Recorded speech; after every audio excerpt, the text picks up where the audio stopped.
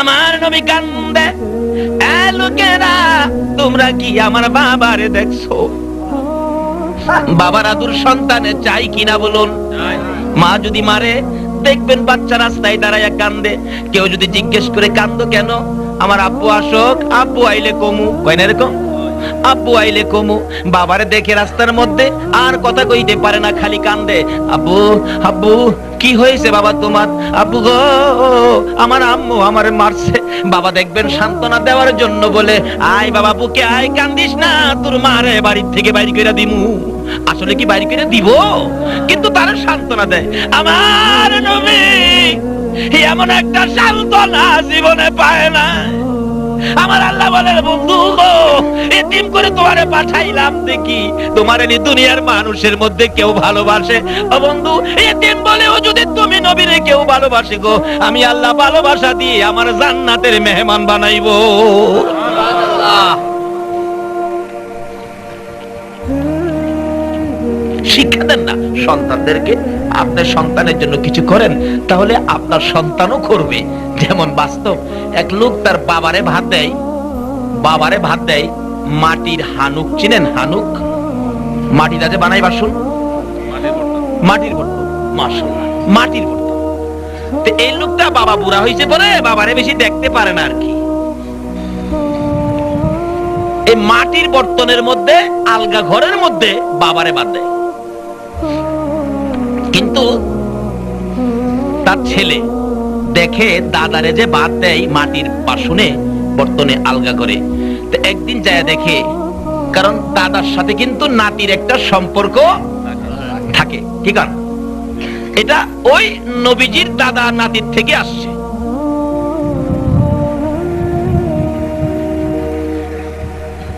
ডাকতেছে, দাদা খাইছো? কো ভাই খাইছি তো, কিন্তু আজকে যে ভাত দিছে তোর মা, আমার পেটটা ভরে নাই, আর চারটা ভাত যদি দিত। দাদা, আরো ভাত লাগবে তোমার? কিন্তু এক মাপে প্রত্যেক দিন দেয়, কিন্তু এই মাপেই দিছে, আজকে খাই পেটটা ভরে নাই আর কি। বুড়া মানুষ তো, একটু দরকার ছিল, কিন্তু লজ্জায় কয় না, ভয় পায়, আবার কি না কি কইয়া বসে, এই জন্য কয় না। নাতি কয়, দাদা দাও তোমার বাসনটা, আমি নিয়ে আসি। না না ভাই, আবার তুই ভাতে লেগে গেলে আবার নিয়ে আমার ভাত বন্ধই করে দেয়, কি করবো রে বাবা, থাক, যাইস না ভাই, যাইস না। না জামই।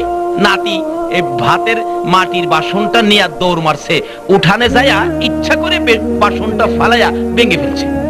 বাসন ভাঙে খুব কান্নাকাটি করতেছে ছেলেটা। তার বাবা দৌড়ায় সেটাই না কুলে নিছে। বাবা, বাবা কি ব্যাপার, কাঁদতেছো কেন, এইভাবে কাঁদতেছো কেন? বাবা কান্দি যে এই বাসনটা, মাটির বাসনটা যে আমি ভেঙে ফেলছি, মাটির বর্তনটা, এই জন্য কাঁদতেছি। বাবা কই, একটা কথা কইলে তুমি, মাটির বর্তন আর কত, একটা ভাঙছো, আমি 10টা কিনা নিয়ামু, কান্দো কে বাবা, আয় আমার কোলে, কান্দিস না। ছেলেটা কয়, আব্বু আমি তো 10টা বাসনের জন্য কান্দি না, আমি তো এই বাসনটার লেগে কান্দি। কেন? যে এই বাসনের মধ্যে তুমি তোমার বাবারে মাইপা মাইপা ভাত দিছো, আমি এই বাসনটা দিয়া মাইপা তোমারেও ভাত দিতাম। যে যা শিখাইবেন তাই সন্তানে শিখবে। আজকে আবু তৈয়ব ভাই দোয়া শিখাইলে আজকে সন্তানেরা দোয়াই শিখবে। আল্লাহু আকবার। শুধু আবু তৈয়ব ভাই কেন, প্রত্যেকটা মুসলমান ঘরে ঘরে এই সমস্ত অনুষ্ঠান করে দোয়া শিখান দরকার আছে কিনা বলুন? আমার নবী বলেছেন, আদ-দুআউ মুখুল ইবাদা, সকল জিনিসের সারমর্ম হবে এই দোয়া। দুইটা হাত বাড়ান না আল্লাহর দরবারে। বলতেছিলাম, আমার নবী এই দোয়া, এই মায়া কার কাছ থেকে পাবে? বাবা হইয়া যে আদর করতো, বাবার আদর নবী কোনদিন পায় না, বিদায় খালি কান্দে। যারে পায় তারে জিজ্ঞেস করেন, ও পথিকেরা শুনুন, আমার আব্বুরে দেখছেন? তোমার আব্বুকে চিনি না, তোমার আব্বু কোথায় জানি না। আমার নবী কারো কাছে যখন বাবার খবর পায় না, চোখের পানি ছাড়তে ছাড়তে উঁচু পাহাড়ের উপরে যাইয়া উঠছে। আল্লাহু আকবার। সবচেয়ে উঁচু পাহাড় মক্কা নগরীতে, যে পাহাড়ে উঠলে নবীর ধারণা ছিল এই মক্কা নগরীতে যদি কোথাও আমার বাবা লুকাইয়া থাকে গো, এই পাহাড়ে উঠলে বাবার সন্ধান পাওয়া যাবে।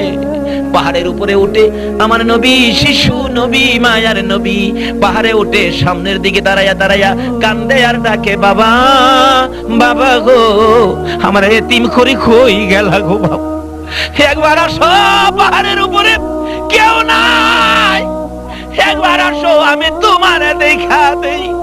এইভাবে সামনের দিকে তাকাইয়া তাকাইয়া শিশু নবী অনেকক্ষণ সময় কেঁদেছে। বিকাল হয়ে সন্ধ্যা কোনায় আসতেছে, আবার দেখে এদিকে খোঁজ পাওয়া যায় না, পিছনের দিকে তাকাইয়া কান্দে, ডান দিকে কান্দে, বাম দিকে কান্দে, সন্ধ্যা হয়ে গেছে। কোত্থেকে যেন আসতেছিল আবু জাহেল, নিষ্ঠুর পাষাণ, কিন্তু একটা বাচ্চা ছেলের কান্নার আওয়াজ শুনে আবু জাহেলের একটু মায়া হলো, বাচ্চাটা জানি কার দেখি তো, উপরে উঠেছে যাইয়া, এত উপরে বাচ্চা মানুষ কিভাবে উঠলো, যাইয়া দেখে আমার আপনার নবী ডাকতেছে, বাবা মুহাম্মদ, এইভাবে তুমি এখানে কাঁদতেছো, একটু পরে ভাগ বেরিয়ে তোমাকে খেয়ে ফেলবে, তাড়াতাড়ি আসো। নিচে নামাইয়া গুড়ার পিছনে বসাইয়া ডাকতেছে, গুড়া রে জলদি করে চল, আমেনার সন্তান আমেনার কাছে পৌঁছে দেয়, জংলার বাঘে খেয়ে ফেলতো, আমি যদি না আসতাম। গোড়া জলদি করে চল। গোড়াকে চাবুক মারে, গোড়া উঠে না, আরো মারে, গোড়া উঠে না। কিতাব বলেন এমন জুড়ে আবু জাহেল মারতে ছিল গো, গোড়ার চামড়া ফাইটা রক্ত বাহির হইতে শুরু করলো। অবশেষে গোড়া আকাশের দিকে মাথাটা বের করে করে ডাকে, প্রভু প্রভু গো, জবান খুলে দাও। আমার আল্লাহ বলেন, গোড়া রে, আমার বন্ধুর ভালোবাসায় জবান খুলতে চেয়েছো, আমার বন্ধুর পক্ষে বুঝি কথা বলবি, যা যা রে ঘোড়া, আমার বন্ধুর পক্ষে কথা বলার উসিলায় আমি আল্লাহ গোড়ার জবান খুইলা দিলাম। যে নবীর পক্ষে গেলে, যে নবীর ভালোবাসায় জংলার গোড়া পশু হইয়া যদি কথা বলতে চাই, আমার আল্লাহ কথা বলার সুযোগ দেয়। বলুন এই নবীর ভালোবাসায় যদি আমরা আগে বাড়ি, এর চেয়ে বেশি কিছু আমার আল্লাহ দিতে পারে কিনা? এবার ডাকতেছে, জবান খুলে দাও। সঙ্গে সঙ্গে গোড়ার জবান খুলে গেল। এমনি সময় গোড়া আবু জাহেলের দিকে মুখটা করে বলতেছেন, আবু জাহেল রে, আমারে মারতে কি তোর এত মন চায়? মার, আর কত মারবি? আবু জাহেল কই, আরে আশ্চর্য, গোড়া কথা বলে। গোড়া জীবনে কোনোদিন গোড়া কথা বলতে দেখি নাই, আজকে কোন সাহসে কথা বলা শুরু করে দিয়েছো? এবার গোরা বলতেছে, এরে আবু জাহেল, গোরা কথা বলি, অনুমতি পেয়েছি আল্লাহর কাছ থেকে, খাতিরটা হলো, সুযোগটা হলো, তোমার পিছনে যাকে বসাইছো, আবু জাহেল রে, তোমার পিছনে যারে বসাইছো, ইনি তোমার বাতিজা মনে করে পিছনে বসে রাখছো, ইনাকে চিনোনি, ইনার উসিলাই কুল কায়নাত সৃষ্টি হয়েছে। এই নবী হলেন রাহমাতাল লিল আলামিন নবী রে আবু জাহেল, এই নবীর পিছনে বসাইয়া তুমি সামনে বসে আমি গোড়ারে চাবুক মারো সামনে যাওয়ার জন্য। তুমি কি জানো না, এই নবীরে পিছে রেখে আমার যতই তুমি মারো না কেন, তোমার চাবুকের আঘাতে আমার জীবন বাহির হয়ে যেতে পারে। এই নবীরে পিছে রাইখাই আমি গোড়ার সামনে যাইতে পারি না। আরে নবীর প্রেমের পাগল যারা প্রেম খেলা খেলে, বলুন নবীর প্রেমের পাগল, নবীর প্রেমে ওয়াসকারানি দন্ত দেয় ফেলে, নবীর প্রেমে ওয়াসকারানি দন্ত দেয় ফেলে, নবীর প্রেমের পাগল যারা প্রেম খেলা খেলে, হাইরে নবীর প্রেমের পাগল হানজালা পাগল ছিল, নবীর প্রেমে জীবন দিল, হানজালা পাগল ছিল, নবীর প্রেমে জীবন দিল, গোসল করাইলো তারে ফেরেশতার দলে, গোসল করাইলো তারে ফেরেশতার দলে, নবীর প্রেমের পাগল যারা প্রেম খেলা খেলে, হাইরে নবীর প্রেমের পাগল। বলতেছিলাম দয়ার নবী মায়ার নবী, বাবার আদুর, বাবার মায়া তালাশের জন্য কত কষ্ট করেছে। এবার গোরার জবান খুললে আবু জাহেল ডাকতেছে, বাবা মুহাম্মদ আসো, সামনে আসো, ভাগ আসতে পারে। নবীজিকে সামনে বসাইলে গোরা দ্রুত গতিতে চলে পৌঁছে গেল। এবার আবু জাহেল বলেন, আমেনা গো, এই যে লও তোমার সন্তান, বুইজা লও, আমি যদি না আসতাম তোমার সন্তানকে জংলার বাগে খাইতো। কি বলেন আবু জাহেলের ধারণা, আমরা নবীরে কি আসলে জংলার বাগে খাইতো? আরো জোরে কোন। আর নবীর উম্মত যে গাউসে পাক, গাউসে পাকেরই তো বাগে খাওয়ার সাহস। একবার গাউসে পাকের বাবা আবু সালে জঙ্গি মুসা ব্যবসার উদ্দেশ্যে বাগদাদ থেকে রওনা হবে। 7 বছর বয়স গাউসে পাকের। বলতেছেন, আব্বু আমি আপনার সাথে যাব। তার বাবা কয়, বাবারে যাবি যে? রাস্তায় তো ভাগ ভাল্লুকের ভয়, যাবি যে? খাইবো তো তোরে, আমারও খাইবো। আব্বু বাঘে খাক বা না খাক এটা না, আমি যাব আপনার সাথে। কি করবো, লম্বা ঘটনা। একবারে ছাড়তে পারতেছে না, সঙ্গী হয়ে রওনা হলেন। পাহাড়ের নিচ দিয়ে যাচ্ছে, হঠাৎ দেখে উপরে 2টা ভাগ পজিশন নিচে, বাপ বেটারে খাইবো। আবু সালে বলেন, বাবা আব্দুল কাদের, ওই যে দেখো 2টা বাঘ, এখন তোমারও খাইবো আমারও খাইবো, দুইজন 2 ভাগে খাইবো। আবু সালে বললে, আব্দুল কাদের জিলানী রহমতুল্লাহ আলাইহি 7 বছর বয়স, হাসে, আব্বা বাঘে তো আমারও খাইবে না আপনারও খাইবে না। উনি বলেন, বাচ্চা মানুষ কত কথাই বলতে পারে, এটা কি আমি বুঝের মানুষে মানতে পারি, কিন্তু বাচ্চা যে কত নাম্বারের বাচ্চা এখনো টের পায় না। বাবা খাবে না, হাঁটেন হাঁটেন হাঁটেন। না বাবা আমার ভয় লাগে, এই তো ভাগ পজিশন নিচে, তোমাকে আমাকে খাবে। এবার গাউসে পাক বলেন, বাবা বাঘে তো খাবে না, আপনি হাঁটেন। কই না বাবা, তাহলে আপনি ভয় পান? আপনি ভয় পাইলে আমারে আগে দেন। 7 বছরের গাউসে পাক বলে আমাকে আগে দেন। কোন কি? আরে বাবা আগে দিমু তোমাকে, আমার সামনে তোমার আগে নিয়ে যাবে, এটা কি আমি বাবা হইয়া সহ্য করতে পারবো? কি বলেন, সন্তানের কোনো বিপদ বাবা কি সহ্য করতে পারে? দেখবেন রাস্তার মধ্যে বৃষ্টি তুফান আসতেছে, বাচ্চাটা কোলে, দেখবেন বাবা পিঠটা বাতাস বৃষ্টির দিকে ধরে বাচ্চাটারে বুকে ফিরে রাখছে, এরকম হয় কিনা? শুধু তাই নয়, পত্রিকায় দেখেছি একটা নৌকা ডুবে গেলে মা একটা বাচ্চা বুকে ছিল, বাচ্চাটাকে নিজে মরে যায়, বাচ্চাটা পানির উপরে ধরে রাখছে। অবশেষে আর রাখতে পারতেছে না, নিজে মৃত্যুর মুখে পড়ে গেলে বাচ্চাটা ছেড়ে দিল, কেউ নি ধরে আমার বাবারে বাঁচায়, কিন্তু দেখা গেল বাচ্চা বাঁচানোর মতো কেউ ছিল না। অবশেষে বাচ্চাটা নিচে মায়ের গলায় আঞ্জা দিয়ে ধরে যখন মরে, ওই সন্তান লাশটা খুঁজে বের করা হলো, পত্রিকায় দেখেছি, দেখা গেল মা বাচ্চা বুকে ধরে রাখছে, বাচ্চাটা এখনো মায়ের গলায় ধরে রাখছে, এইভাবে মৃত্যুবরণ করেছে।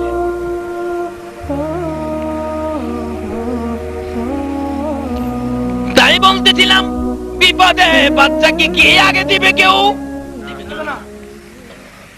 আবু সালে বলেন, আব্দুল কাদের রে আমি আগে যাব রে, তোমাকে আগে দেব না। আব্দুল কাদের জিলানী রহমাতুল্লাহ আলাইহি বলেন, বাবা গো আপনি আগে যান না, আমাকে আগে দেন, বাগে আমারে খাবে না, আপনাকেও খাবে না। আচ্ছা ঠিক আছে যাও তো। আব্দুল কাদের জিলানী রহমাতুল্লাহ আলাইহি বয়স মাত্র 7, বলুন কত? আগে বেড়ে হাত বাড়ায় ডাকতেছে, এ জংলার বাঘ আমারে খাইস না, আমার বাবারেও খাইস না। আমি হলাম আব্দুল কাদের জিলানী, পিছনে আমার বাবা আবু সালে জঙ্গি মুসা। জোরে জোরে কোন সুবহানাল্লাহ। খাইস না, আমরা আখিরি নবীর উম্মত, আমরা কালিমা পড়েছি, আখিরি নবীর গোলাম, খাইস না আমরা রে। তার জীবনী লেখে ভাগ লেজ লারানি বন্ধ করে দিলেন, বসার থেকে উঠে গেলেন, আস্তে করে বদ্র সহিত নিচে নাইমা আসতেছে। আবু সালে বলেন, আব্দুল কাদের রে ওই তো বাঘ আসতেছে, কোনো কথা মানে না। ও বাবা ভয় পায়েন না, দাঁড়ান, আপনি আমার পাশে দাঁড়ান। একদিকে দাঁড়াইলেন আবু সালে, আর একদিকে দাঁড়াইলেন আব্দুল কাদের জিলানী। এমন সময় 2টা বাঘ এসে বাপ বেটার পায়ে সালাম করে বিদায় হইয়া যায়।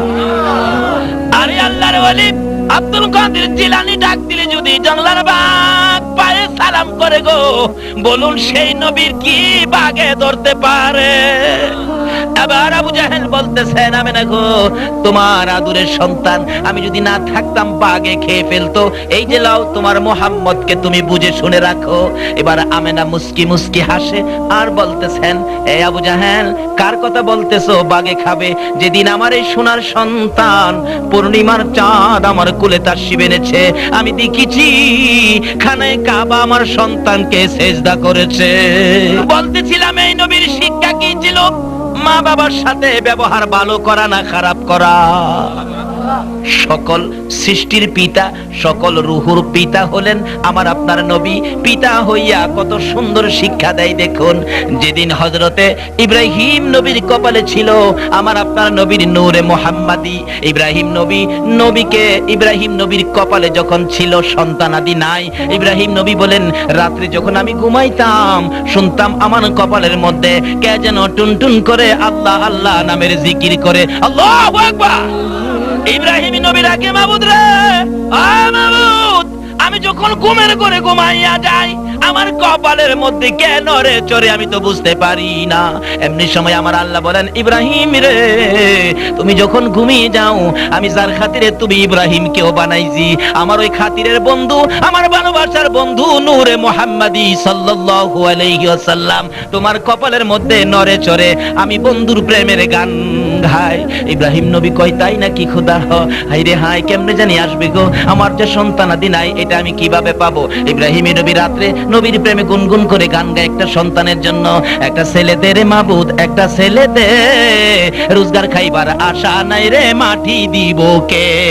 একটা ছেলে দে রে মাবুদ, একটা ছেলে দে, কামাই খাইবার আশা নাই রে মাটি দিব কে। আল্লাহ কয় কি রে ইব্রাহিম, কিসের গান গাস? না খোদা গো, আমার মাটি দিব কে, আমার যে ছেলে নাই। আল্লাহ কয় যার ছেলে বেলে নাই হ্যাঁ এই মাটি দেয় না মানুষ, লোকের মাটি দেয় না। আসল প্রেমের কথা আর কয় না, ওই যে কপালের মধ্যে নড়ে ছড়ে এইটা কবে আইবো। বলতেছিলাম আমার নবী কি শিক্ষা দেয়। ও সন্তানের বাবারা শোনো, ও সন্তানেরা শোনো। এবার সন্তান হয়ে গেল, কবুল করলেন আমার আল্লাহ, জন্মগ্রহণ করেছেন ইসমাইল। বলুন কে জন্ম হলো? এমনি সময় ইসমাইল ছিল মায়ের কাছে মক্কা নগরীতে, আর বিশ্ব সুন্দরী সারার কাছে ছিল ইব্রাহিম। রাতে স্বপ্নে দেখে কে যেন বলতেছেন ইব্রাহিম রে, তোমার বন্ধু তোমার প্রভুকে খুশি করার জন্য তুমি কুরবানি করো। কুরবানি করলেন 100 উট, কুরবানি করো। কুরবানি করলেন 100 দুম্বা, কুরবানি করো। কুরবানি করলেন 100 বকরি, 100 ছাগল। রে ইব্রাহিম তোমার সবচেয়ে প্রিয় বস্তু কুরবানি করো। ইব্রাহিম ভাবতেছেন আমার সবচেয়ে প্রিয় বস্তু একমাত্র ছেলে ইসমাইল ছাড়া কেউ হতে পারে না। সকালবেলা কুরা চালাইয়া মক্কা নগরীতে যাইয়া কানে কাবার পাশে হাজেরার পাশে যাইয়া হাজির। হাজেরা, হাজেরা কি প্রাণের স্বামী, আমার ছেলে ইসমাইল কই? আছে তো বাড়িতে। আমার ইসমাইলকে গোসল করা সুন্দর পোশাক পরাইয়া দে, আমি ইসমাইলকে লইয়া আমার বন্ধুর বাড়িতে বেড়াইতে যাব। তাই নাকি?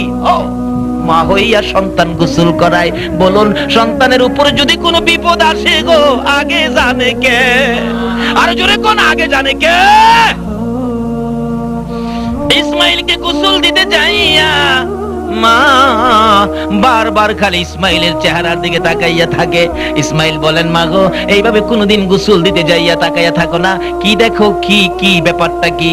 ইসমাইলের মা বলেন বাবা ইসমাইল রে, তোরে লইয়া তোর বাবার বন্ধুর বাড়িতে বেড়াইতে যাবে। কেন জানি রে আমার কলিজার মধ্যে ধাক্কা লাগে।